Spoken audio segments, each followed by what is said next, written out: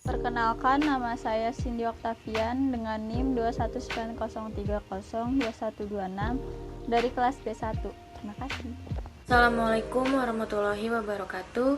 Perkenalkan, nama saya Rizka Putri Febriani dengan NIM 21903302263. Saya dari kelas B1. Assalamualaikum warahmatullahi wabarakatuh.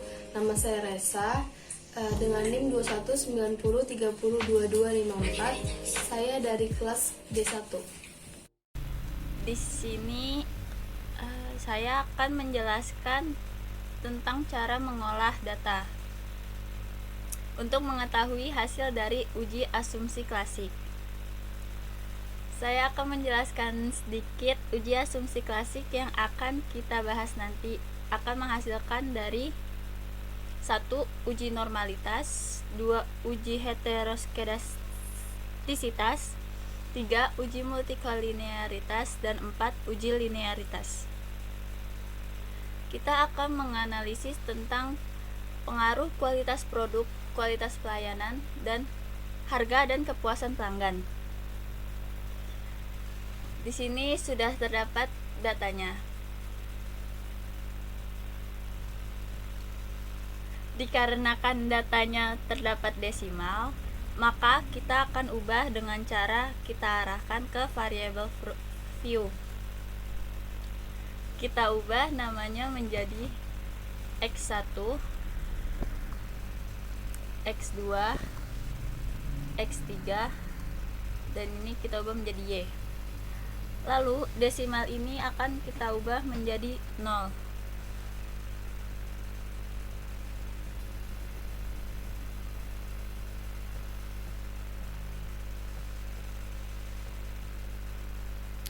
Selanjutnya, untuk label dapat kita isi menggunakan variabel masing-masing.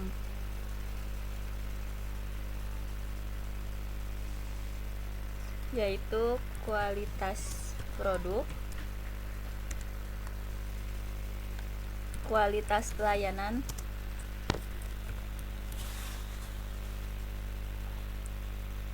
harga, dan kepuasan pelanggan.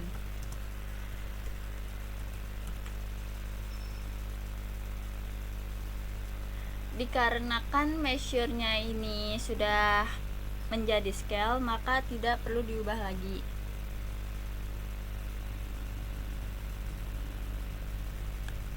Setelah itu kita kembali ke data view. Maka angkanya sudah tidak ada desimalnya lagi. Selanjutnya data akan kita analyze ke regression, lalu ke linear. Kualitas produk produk kita masukkan ke independen. Begitu juga dengan kualitas pelayanan atau X2. X3 juga kita masukkan ke independen. Untuk kepuasan pelanggan atau Y kita masukkan ke dependen. Lalu kita pastikan statistiknya, yaitu estimate, model fit, collinearity-nya kita checklist juga. Lalu kita continue, lalu kita ketik plots. Untuk X kita masukkan zipred X untuk zipred dan spreadsheet untuk Y. Lalu histogram dan normal probability plotnya kita checklist juga. Selanjutnya kita ketik continue, lalu kita masuk ke yang save.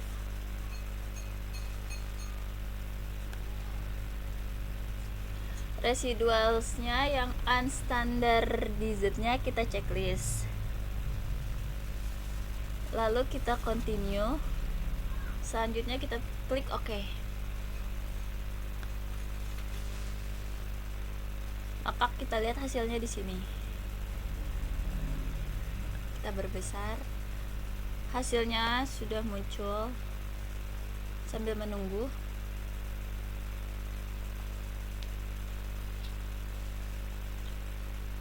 hasilnya sudah ada ya. Semuanya hasilnya juga sudah keluar.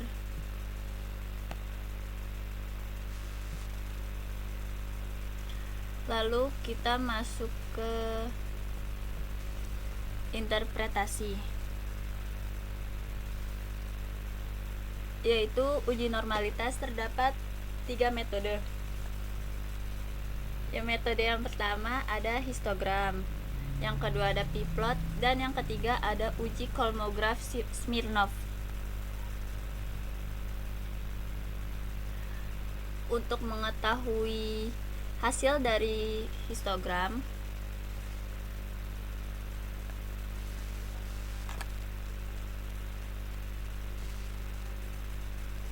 kita lihat ke output, lalu kita cari mana hasil dari histogram. Ini hasil dari histogramnya. Lalu kita copy,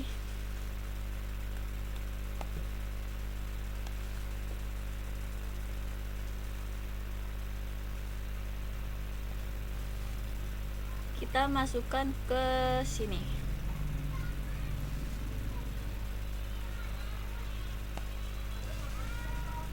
Kita baca dulu penjelasannya, yaitu data dapat dikatakan normal apabila data tidak menyebar jauh dari garis diagonal mengikuti garis diagonal. Data yang dimaksud adalah ini. Lalu kita lihat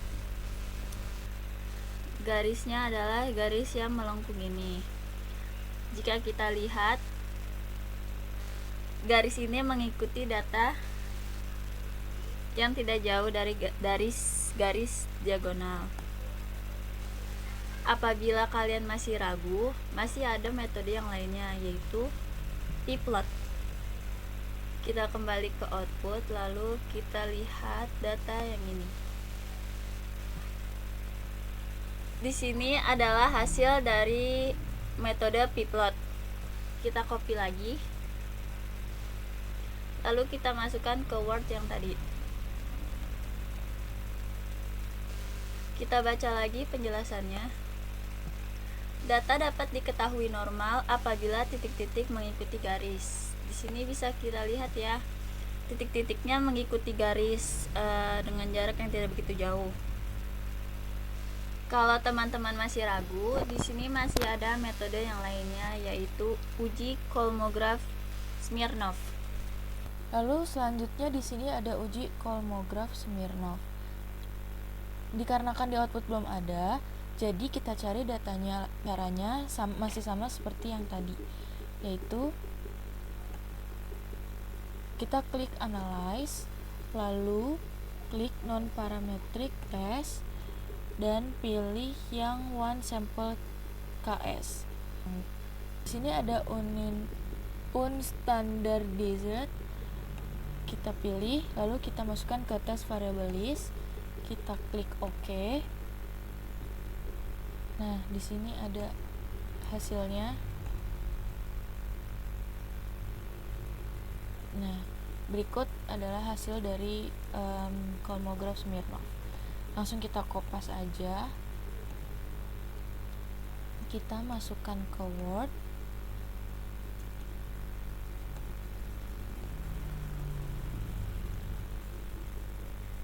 Dikarenakan hasilnya 0,25,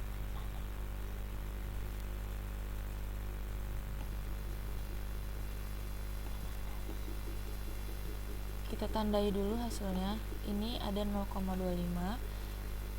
Di sini ada penjelasan dari uji Kolmogorov Smirnov, yaitu uji ini dikatakan apakah dalam sebuah model regresi variabel dependen, variabel independen, atau keduanya mempunyai distribusi normal atau tidak berdistribusi normal. Data dapat dikatakan normal apabila signifikan lebih dari 0,05. Karena hasilnya 0,25,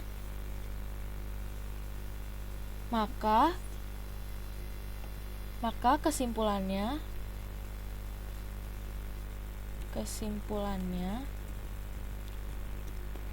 yaitu berdasarkan data pada tabel di atas, maka nilai signifikasinya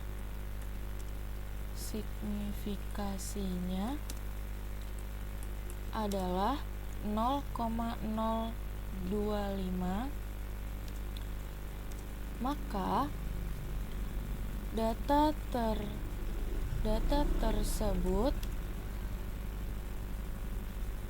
tidak dapat dikatakan normal karena 0,025 kurang dari 0,05.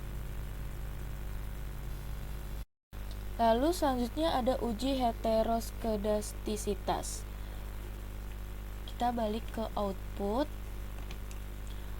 Di sini sudah ada hasil dari scatter plot. Kita langsung kopas aja, langsung masukkan kembali ke Word dan kita langsung pas aja di sini. Ini berikut adalah hasilnya. Lalu kita klik, kita dapat mengetahui kira-kira terjadi masalah heteroskedastisitas dengan cara yaitu klik insert, lalu klik shapes, lalu klik garis. Kita buat jadi 4 bagian di sini. Pastikan garisnya sudah pas ya. Lagi 1 kali.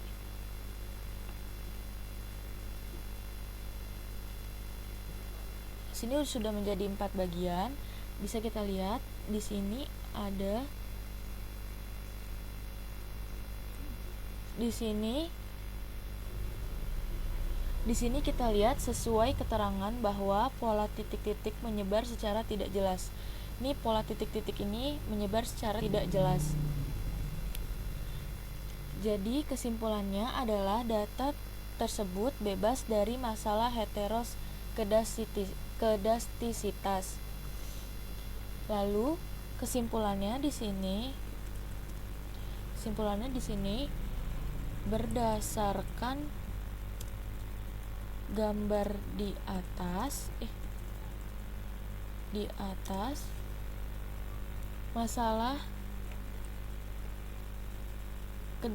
berdasarkan gambar di atas bahwa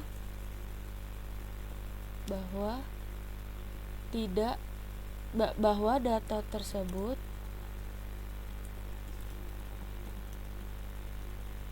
tidak terjadi masalah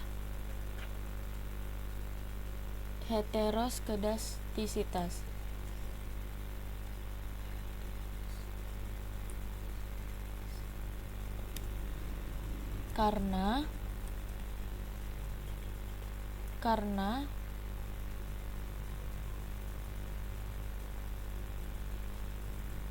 Karena titik-titik tersebut menyebar dengan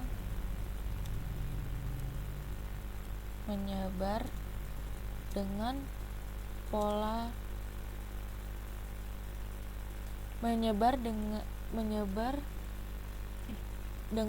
yang tidak jelas, menyebar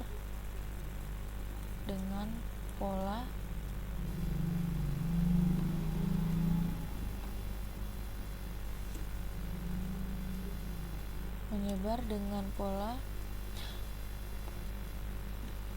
yang tidak jelas dan di bawah angka 0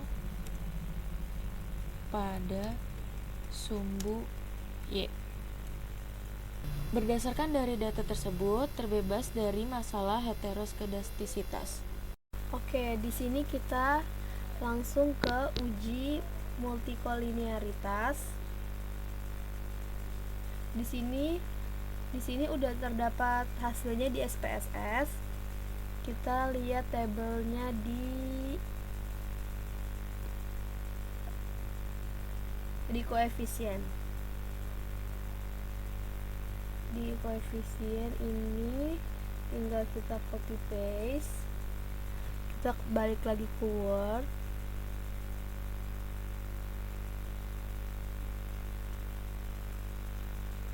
Kita taruh di sini. Udah. Biar lebih kelihatan kita geser ya teman-teman. Nah, kita baca keterangannya. Suatu variabel menentukan gejala multikolinearitas bisa dilihat dari nilai VIF-nya atau variance inflation factor dan nilai tolerance. Jika nilai VIF kurang dari 10 dan tolerance lebih dari 0,1, maka tidak terjadi gejala multikolinearitas. Kita lihat di sini nilai VIF-nya ada di sini teman-teman. Ininya kita tandain dulu.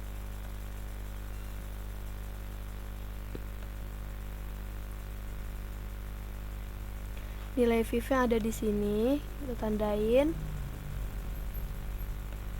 Kita lihat di sini nilai VIF-nya kualitas produk 1,132 itu di bawah dari 10. Kualitas pelayanan kita lihat 1,481 itu kurang dari 10. Dan harga 1,499 itu kurang dari 10. Dan maka tidak terjadi gejala multikolinearitas. Kita lihat di nilai tolerance, ini kita tandain dulu. Kualitas produknya 0,883 itu lebih dari 0,1, maka tidak terjadi gejala multikolinearitas. Yang kedua ada kualitas pelayanan 0,675 itu di atas 0,1 dan harga 0,667 itu di atas 0,1. Maka di sini kesimpulannya kita ketik ya teman-teman. Kesimpulannya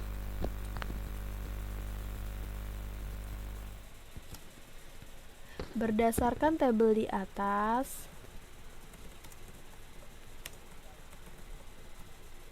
bahwa data tersebut tidak terjadi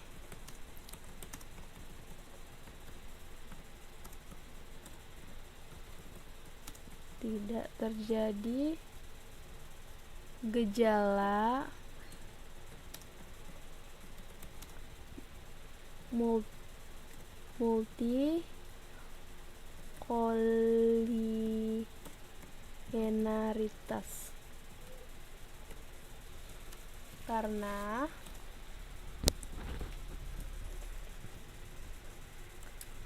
X1-nya sama X1-nya 1,132 kurang dari 10, X2-nya 1,481 ini kurang dari 10, X3-nya 1,499 itu kurang dari 10. Nah, yang kesimpulan yang kedua, karena nilai tolerance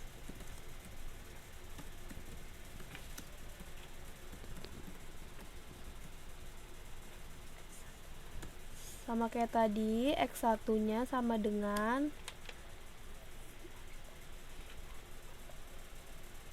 0,883, X2-nya sama dengan 0,675,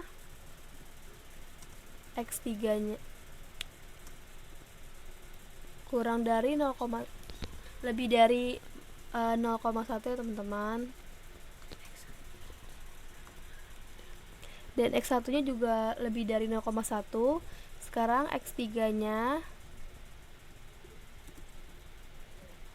0,667 itu lebih dari 0,1 juga ya teman-teman.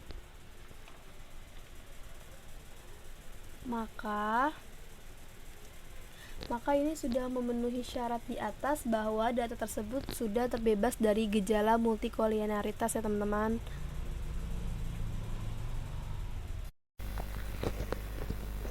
Oke teman-teman, di sini kita langsung aja ke uji linearitas. Kita belum sempat uji datanya di sini di SPSS. Kita ke SPSS dulu. Di sini kita klik analyze,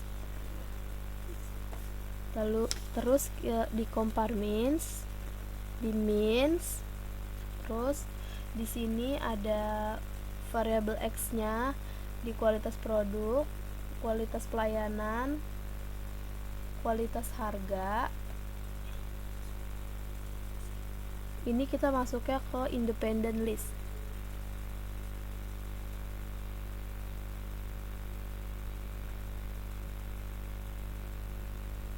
Nah, yang di variabel Y atau kepuasan pelanggan, kita masuknya ke dependent list. Klik option. Terus kita klik test for linearity.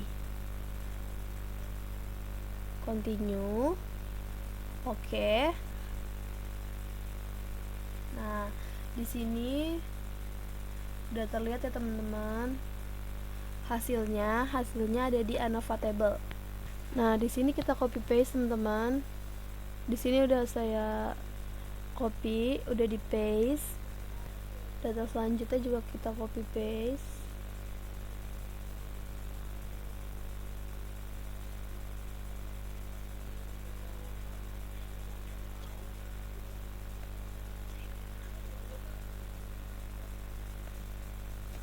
Pokoknya kita copy paste semua ya teman-teman yang di ANOVA table-nya. Kita geser biar kelihatan lebih jelas semuanya.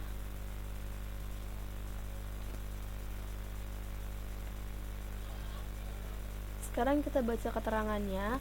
Uji linearitas bertujuan untuk mengetahui apakah variabel-variabel secara signifikan mempunyai hubungan yang linear atau tidak. Untuk uji linearitas yang digunakan adalah dengan melihat test for linearity dengan taraf signifikan 0,05. Jika test for linearity di bawah kurang dari 0,05, maka variabel-variabel mempunyai hubungan yang linear. Sekarang kita lihat di ANOVA table kepuasan pelanggan. Kita lihat di kualitas produk dulu. Di sini kita lihat di ANOVA table-nya kepuasan pelanggan. Nilai linearity-nya kita lihat signifikasinya yaitu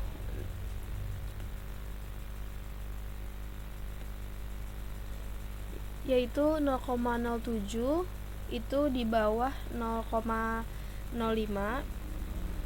maka dapat dikatakan linear karena tes linearity-nya di bawah 0,05. Kita lihat di sini kualitas pelayanan,